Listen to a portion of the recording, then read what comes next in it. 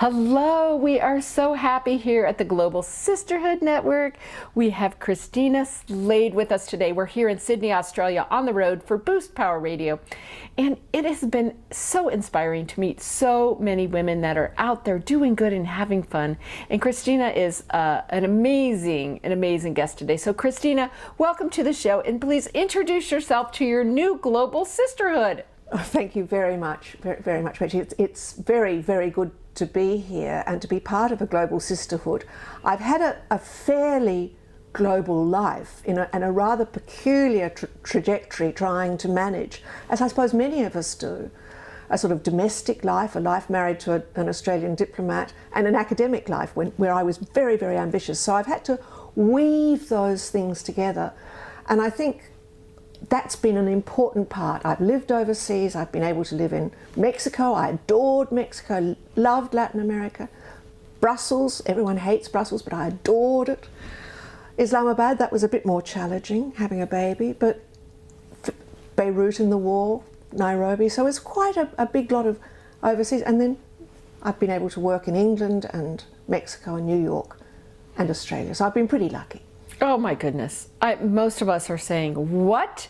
Go back to the whole Beirut doing the war thing and having a baby. So gosh, okay, on this adventure then. So what is it? What is your passion and purpose? And explain about being the wife of someone with a big passion and purpose, you know, and how you then sorted out your own journey along the way.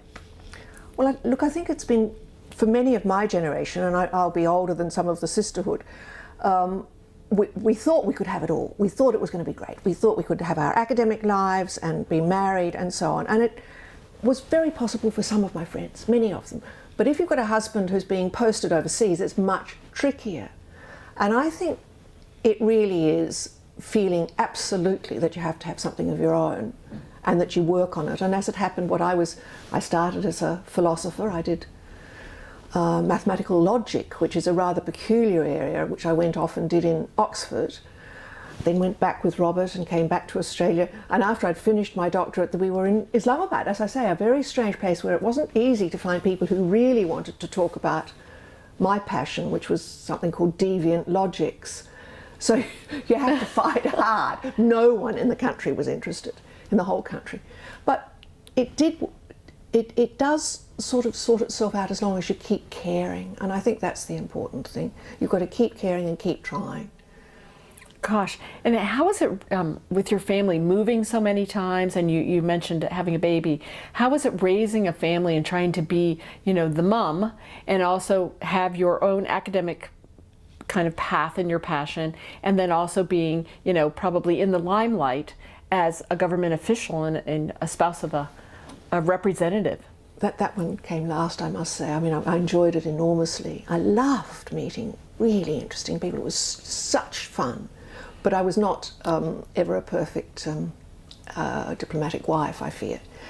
And I think the kids did suffer because, for instance, when we were in Mexico, I had decided that I was worried about losing my tenured role. And so after a couple of years, the leave they'd given me ran out, and I used to commute Mexico to Canberra. I mean, ludicrous. I had a son who was in boarding school in Canberra and a daughter at school in Mexico. So I don't think it was great for the kids. But the kids, yeah, people survive really. So do husbands on the whole. Yeah, there you go. So I think just being absolutely clear that those are things that you want to do. And really we were lucky that we didn't get the sort of pressure that, for instance, my grandmother had 50 or 60 years before when her husband was posted into the country of South Australia as an inspector of schools, and she wanted to stay in town with the children who were being educated. The government said, no, you have to go. Oh, wow. So yeah. I think things have changed a bit, and we're quite lucky. But no, of course it's not easy, you know. And also you never do quite as much as you hope you're going to do you? Oh, goodness. Well, you saying that kind of scares me because I think you are and have done many things in the world. Well, we've certainly tried, but in terms of, for instance, being an excellent philosopher. I wasn't. I had to give that one up. Give that one up. Yeah. But I know you have this passion for education. And what have you seen changing? Because, I'm the mother of a 16-year-old girl heading off, finishing her primary school and looking to go to the big world. And it is fascinating to me, the difference between now and what she's going to need to succeed in the world, and what the basics I got, 35 years ago. So tell me from your perspective about this generation coming up and education. Yeah, I think that's very interesting. About 30 years ago or so, I was very interested in an American movement called Philosophy for Children, which was about teaching children reasoning skills. I think they're still core, but I think this group of children, like your daughter, born this century, really are facing some much more difficult circumstances than we even faced for the children, my own children, 30 years ago, or ourselves, well, myself even longer ago. I think we know that technology is altering the landscape of work. You cannot assume any longer that you go and get your college degree and you can get a job. That does not work. And in fact, the sorts of jobs that used to exist, working in a bank or even working in a law firm, they're really changing.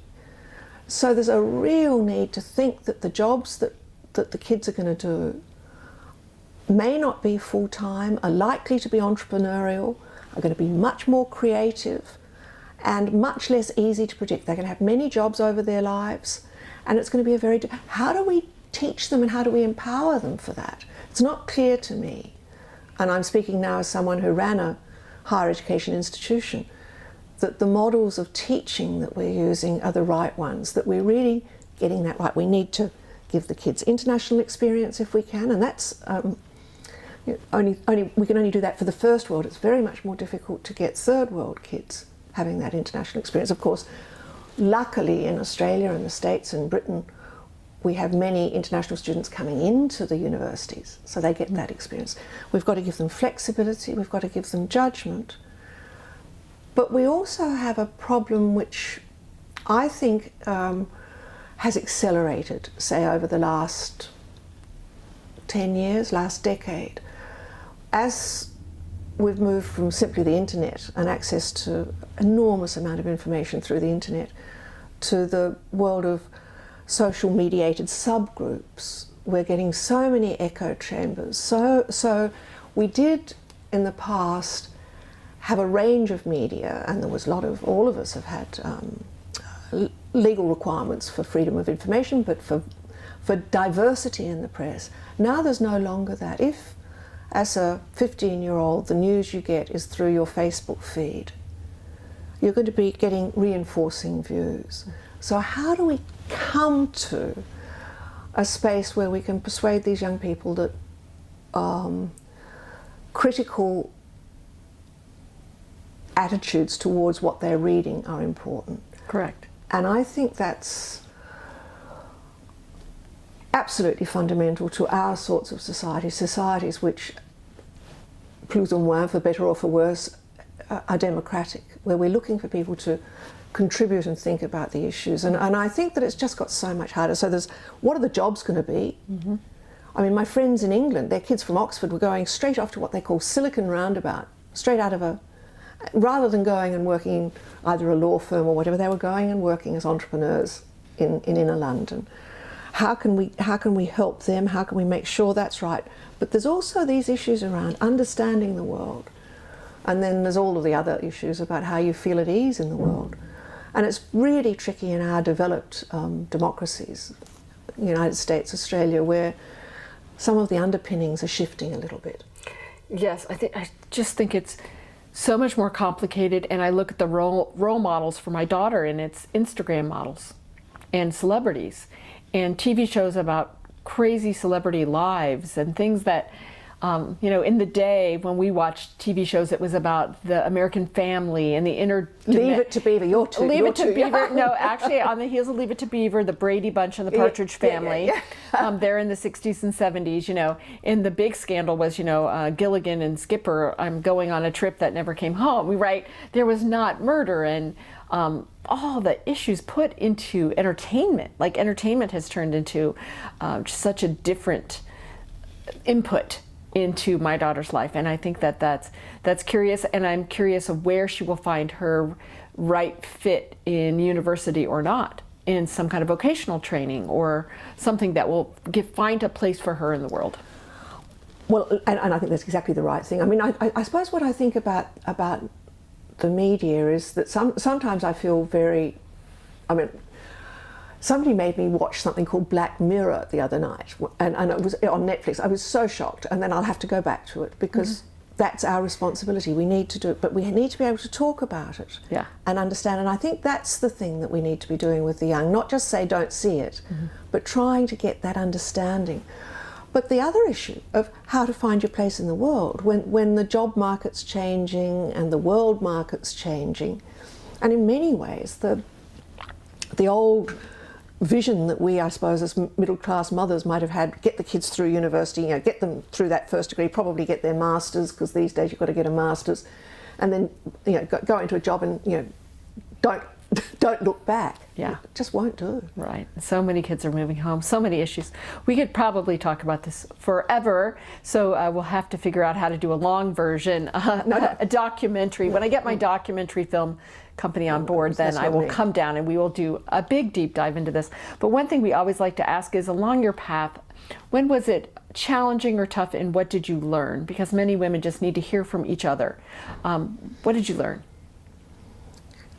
I suppose as soon as you ask what are the challenging and tough moments, we all have so many of them, personal lives, and I think, you know, that negotiation of your personal and your work life is really important.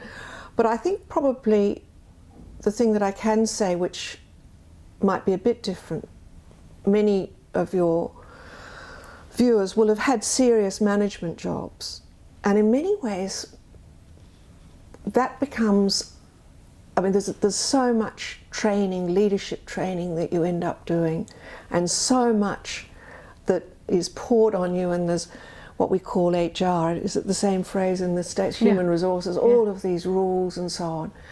And I think that the big lesson is learning to trust your judgment, even where people seem to be very well informed. And if someone's an absolutely impossible person to work with, perhaps they're just an impossible person to work with. Perhaps you are right. That is correct. Yeah. Well, that is good. Trust your gut is what we would call that. Trust your gut. Perhaps that, or perhaps more that not everybody else, that in these new areas that you suddenly get faced with as you go through a career. I mean, I've been trained as a philosopher and then worked in media criticism, and suddenly I had to lead a team of thousands. But not everyone's got the answer. Right. That's fantastic. We ask you to say your global statement for women. So what would you speak into the hearts and minds of women everywhere? I find that one really quite hard. Recently, I on International Women's Day, I was doing a talk, and the slogan for International Women's Day this year was "Better the Balance." And I thought, oh, that's very difficult in this new world with different sorts of balances and different genders. But I think that better the balance, just keep at it, keep going for the balance. And I thought it was quite wise in the end. We've got so many things we're going to have to think about, and just keep that balance. Well, that is a goal for all of us, I think. And it's just fascinating to hear about you and your career. So if people would like to know more, contact you, could you please give us your contact information? Yes, well, the best one is the email, which is Christina, Christina, Slade, Slade, @outlook.com. Perfect, perfect. Well, we are just happy to introduce you to a sisterhood of women that do good and have fun and are on fire for education, inspiration, and connections all over the world. And we just want you to know that you are loved and supported and thanked by all of us. And please let us stand with you, stand beside you. And if you ever have a reason to come to the United States, please come and be our guest and connect with some of the sisters there. And we look forward to whatever we can cook up next to serve the world big. Congratulations on all you've done, Betsy. It's extraordinary. Thanks for being on the show.